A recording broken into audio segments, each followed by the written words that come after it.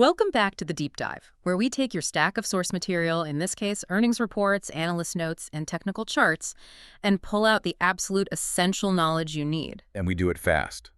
We know you don't have time to sift through all the footnotes. So our goal is to synthesize the analysis and deliver the core insights with, some surprising context. Today, we're focusing on the National Aluminium Company Limited, or NALCO. And this isn't just another commodity story. This is a deep dive into how a major state-backed company, a Navratna CPSE, Right. how they managed to execute an absolutely remarkable first half of the fiscal year 2026. So our mission is to analyze NLCO's Q2 and H1 performance, both physical and financial, put it all into a global context, and I think most importantly, show you how their unique structure sets them up for a massive expansion. And here's the hook, because this is where the story gets really interesting right away. We are looking at a company that is globally recognized as a low-cost leader in aluminum. A leader, yes. And they didn't just meet expectations, they delivered record-breaking operational metrics and huge double-digit profit jumps alongside it. And that success, it really begins and ends with their structure. They are a Navratna CPSE, a central public sector enterprise. Meaning the government has a big stake. A controlling stake, yes. The government of India holds 51.28%. But their real operational superpower is controlling the entire value chain.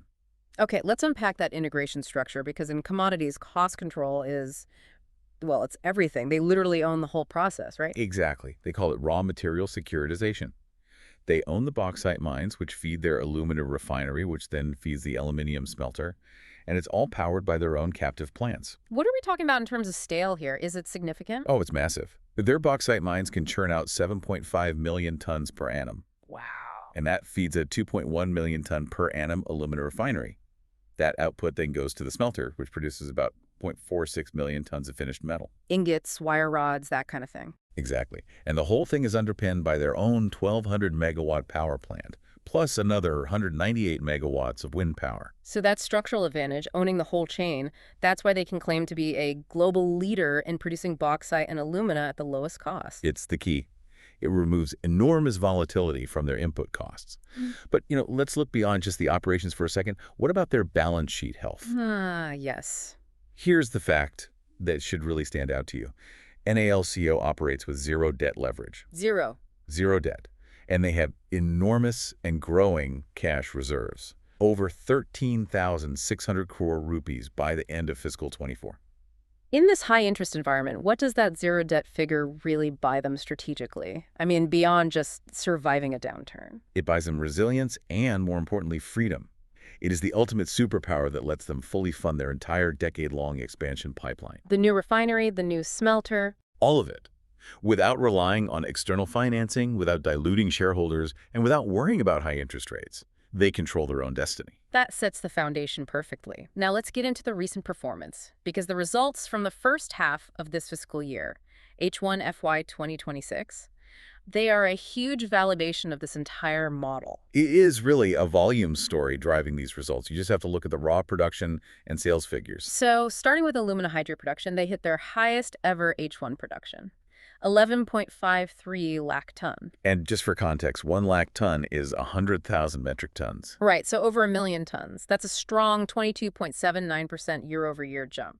Pretty good. But the real shocker is how much of that they actually sold. Right, this is the big one. The overall alumina and hydrate sale volume in H1 was 7.00 lakh ton. When you look at the percentage change, it's an incredible 81.82% increase. An 81.82% increase. That's not just growth, that's an operational floodgate opening up. I think we need to pause on that number, an 81% sales surge.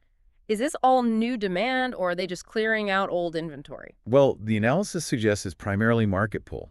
The sheer scale of it, especially in domestic sales, shows that the core demand and, power infrastructure, construction, it's ramping up so fast that they can move huge volumes. They also hit records on the metal side, too. Yes, highest ever H1 cast metal production. It was a more stable 3% increase year over year, but still a record. And a record for domestic metal sales as well. And the Q2 numbers just confirm the trend. Bauxite and alumina hydrate production, both up 13% versus the same quarter last year. But here it is again. Domestic alumina sales in Q2 alone surged by a mind-boggling 191% year over year. It's the perfect synergy. Record production, record sales, and cost control all coming together. So we've established the operational gains. More bauxite, more alumina, much higher sales. Now for the big question. How did this all translate to their bottom line? It translated into a highly impressive margin expansion. Let's look at Q2 first. So July to September 2025. Revenue from operation was about 4,292 crore, up a solid 7.3% year over year. Okay, solid revenue growth, but the real story is in the profitability, isn't it? Absolutely. The EBITDA, which is a great measure of core profitability, it just skyrocketed to 2,077 crore. That's a massive 28.1% growth year over year. And the final net profit after tax? PT was 1,433 crore, which is a jump of 34.9% year over year. Okay, wait. A 34.9% growth in Q2 is fantastic for a company this size, but I think I'm seeing two hidden levers here that really help push that margin up. You're picking up on the key insight. The company got a lot leaner. Operating expenses actually decreased by 3.5% in Q2. They went down. They went down. That single reduction directly expanded their operating margins. But I'm also looking at this 111% growth in other non-operating income. That's not from selling aluminum. What's driving that? That's the hidden gem. For a zero-debt company with huge cash reserves, a big chunk of that is likely interest income they're earning on their massive cash balance, especially in a high-rate environment. It just proves their capital management is as good as their operations. And if we zoom out to the full half year, the H1 results, the story holds. The momentum is clear. H1 revenue was up 18.9%. EBITDA jumped 41.17%. And the bottom line, the profit after tax, hit 2,497 crore. A massive jump of 50.15% against the previous year. 50%. 50%. It proves the earnings upgrade story is firmly in place. Okay, so those numbers are all backward looking. Let's pivot to the macro picture. Why should this incredible growth continue? What are the structural tailwinds, especially in India, that make aluminium demand so strong right now? Well, the domestic market is the undisputed anchor. India's GDP growth is robust, projected at 6.8% for this fiscal year. Infrastructure demands metal, and India is in a constant state of massive build-out. And we know India is becoming a very aluminium-intensive economy. What's the consumption forecast look like? So Indian aluminium consumption has been growing at a KGR at around 9% over the last 5 years. Analysts project that strong growth will continue at a rate of, say, 6 to 7% all the way to 2030. Which would put annual demand at? Essentially 7.5 to 8 million tons. That is phenomenal visibility for a domestic producer like NALCO. Where exactly is all this demand coming from? What are the key end-use sectors here? The breakdown is critical. Electrical applications are the biggest slice at 48%. Think power grids, transmission lines. Transportation and auto were next at 15%, driven by lightweighting and EVs, then beading and construction at 13%. So when you connect those three, you see the government's entire focus infrastructure, energy transition, urban development, it all translates directly into aluminum demand. Precisely. Domestic growth is one pillar, but NALCO is a global player. Let's look further out. What's the weirdest, most unexpected factor that's driving global aluminium prices right now? That would have to be the U.S.-China chip war. And surprisingly, the global energy crisis it's tied to. LME prices have been volatile, but they're increasingly influenced by simple power availability. How does a geopolitical chip war affect metal prices? Well, AI data centers require an immense constant supply of power. So much power that they are now competing directly with energy-intensive smelters for grid capacity around the world. I hadn't thought of that. And aluminium smelting is one of the most power-hungry industrial processes there is. So every new AI farm puts stress on the power market, which leads to supply cuts in some regions, and that tightens the global supply, which supports NLLCO's pricing. That's a true structural tailwind. So given this strong position, how are they leveraging that zero debt status and record profits for their long-term growth? They're channeling it all into a comprehensive decade-long capacity expansion plan right across the entire value chain. Give us the timeline. What are the key projects? The initial focus is on inputs.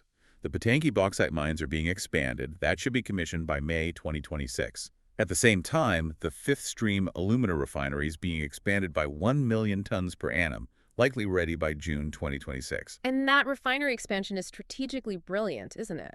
It is, because their stated goal is to protect the bottom line in case of an LME downswing. So more low-cost aluminum means they're insulated from volatile metal prices. Exactly. They can sell more product at that intermediate stage.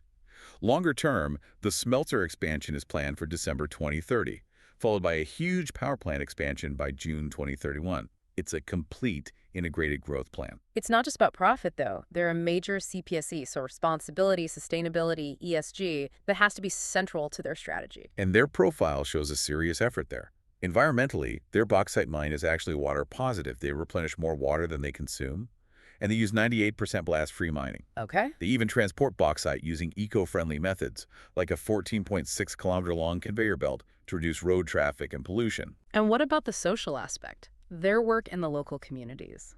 There's a really strong focus on what they call peripheral development. Educational programs like Indratanush and NALCO Kiladli support thousands of local students.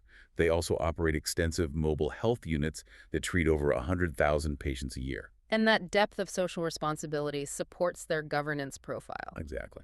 They have 10 board-level committees and achieved a very good rating in their self-appraisal reports. It all translates into a more robust, predictable operation. Okay, let's bring this all back to the street. How have investors reacted to this stellar performance, the zero-debt balance sheet, and this huge growth plan?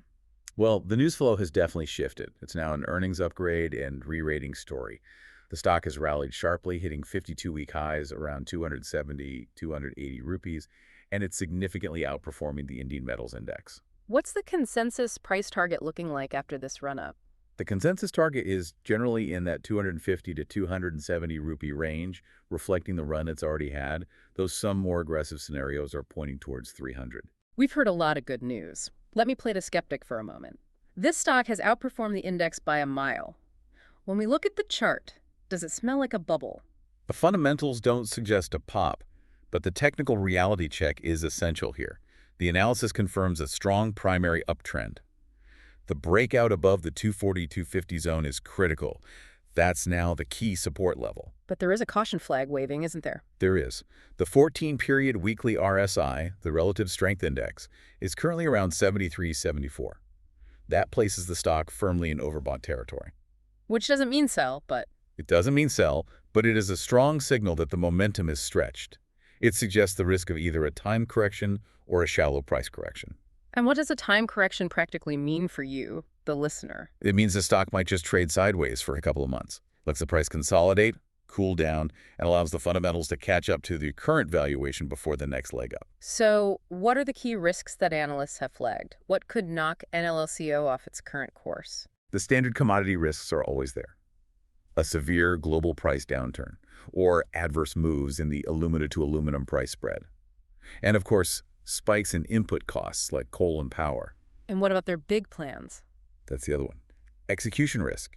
Given the massive long-term scale of their expansion pipeline, analysts are watching closely to see if they can deliver on that huge capital expenditure plan on time and on budget. So let's tie this all together. NLCO seems to represent a low-risk, zero-debt, integrated behemoth that's perfectly positioned to capture India's infrastructure and green economy upcycle. It's a relatively low-risk way to play that cycle, yes. But that benefit is always offset by the inherent cyclicality of global commodity prices. And technically, the stock is showing clear signs of needing a breather after a very strong run. So here is the final provocative thought we want to leave you with. Global aluminum demand is increasingly tied not just to traditional infrastructure, but also to emerging high-growth areas, green energy, EVs, and critically, the immense energy demands of artificial intelligence. So how high can this structural demand lift global prices beyond current projections? And more importantly, how quickly can NALCO bring its new low-cost production online to capture that future demand? That speed of execution against a massive structural demand floor, that will be the ultimate test of their long-term strategy. Thank you for joining us for this deep dive. We encourage you to explore the source material further, and we will catch you next time.